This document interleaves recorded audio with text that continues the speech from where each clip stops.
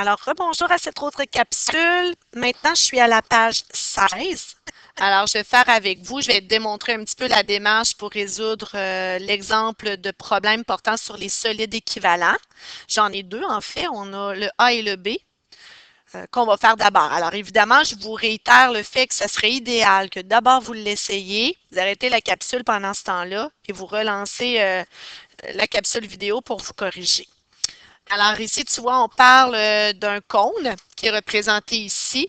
On te demande de trouver le rayon d'un cylindre qui serait équivalent à ce cône-là. Donc, si ces solides sont équivalents, c'est qu'ils ont le même volume. Alors, clairement, on n'a pas le choix d'aller d'abord calculer le volume du cône, dont on connaît les dimensions. Alors, le volume du cône, l'aire de la base, pi r carré fois h, divisé par 3.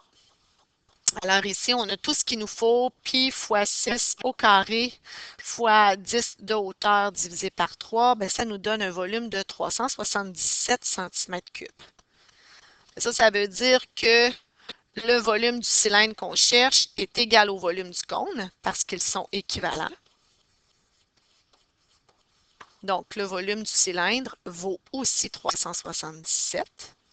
Et la formule du cylindre, c'est pi r carré fois h égale 377.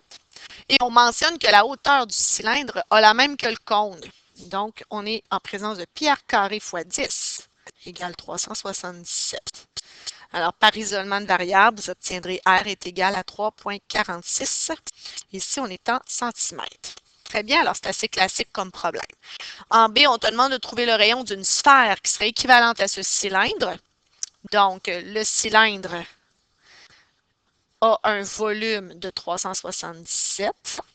Donc, le volume de la boule ou de la sphère sera aussi de 377. Et la formule de la sphère, attention, 4 pi r cube sur 3 est égal à 377. Alors, ce n'est que de l'isolement de variables. Dans un cas comme ça, je peux vous suggérer de le mettre sur 1, faire produit des extrêmes égale produit des moyens. Ça facilite l'isolement du R. Donc, vous auriez R au cube égale 90. Par racine cubique, vous aurez R égale à 4,48 cm. Alors, ça aussi, c'est assez classique comme problème. Le bas de la page 16, c'est un rappel en fait sur l'optimisation des figures planes et solides. Ça a été un sujet sur lequel on s'est penché cette année. Alors, des figures équivalentes, c'est des figures qui ont la même aire, des solides équivalents qui ont le même volume. Mais on a constaté qu'il était possible dans les figures planes d'optimiser le périmètre ou la surface. Alors, dans le cas où on a des figures qui sont équivalentes, c'est-à-dire qui ont la même aire, bien, on s'est aperçu qu'on pouvait avoir du contrôle sur le périmètre. On pouvait chercher à minimiser le périmètre. Minimiser le périmètre, bien, ça engendre une diminution des coûts pour clôturer un terrain, exemple. Donc, ça peut être un point d'intérêt dans un problème, en fait. Alors, ce qu'on a constaté, c'est que si on est dans des polygones de même aire qui ont tous le même nombre de côtés, alors, exemple, dans la famille des triangles, donc à 3 côtés, bien, ça sera l'équilatéral qui aura le plus petit périmètre. Dans le cas des figures à 4 côtés, on y va avec le carré. Dans le cas des figures à 5 côtés, on allait choisir le pentagone régulier. La conclusion, c'est que pour une famille de figures qui ont le même nombre de côtés, c'est toujours celui qui est régulier, qui a des côtés de même dimension, qui aura le périmètre le plus petit.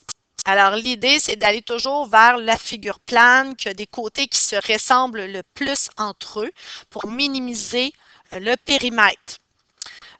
Donc, évidemment, si on est avec des polygones réguliers, alors si on travaille avec l'ensemble de ces polygones-là, ils sont tous réguliers et tous de même aire, à ce moment-là, qu'est-ce qu'on choisit pour minimiser le périmètre?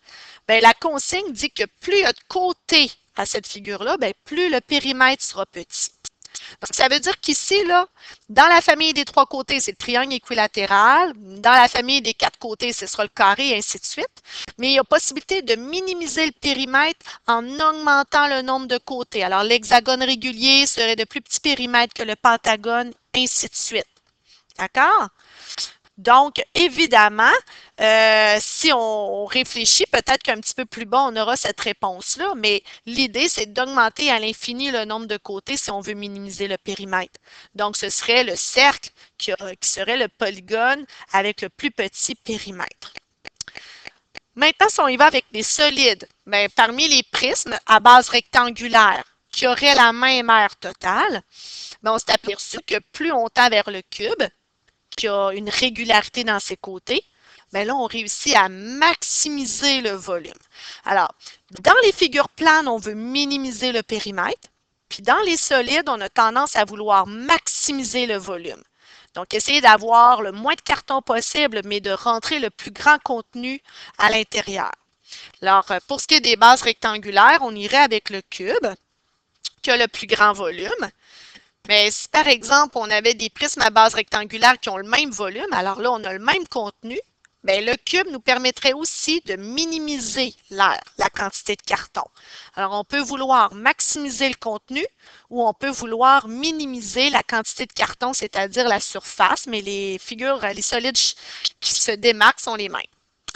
Pour ce qui est des solides en général de même aire, bien, c'est la boule qui va avoir le plus grand volume.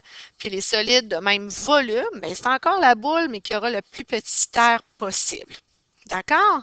Donc, je vous invite quand même à aller relire vos notes de cours, relire vos réseaux de concepts, mais c'est un petit rappel qui va être fort utile. D'accord? Donc, pour ce qui est des exercices de la page 17, 18, 19, ben, je vous invite à les faire. Je ne présenterai pas la correction sous forme de capsule vidéo. Vous allez avoir dans un des onglets le corrigé complet de ces numéros-là, de la page 17, 18 et 19. Alors, merci.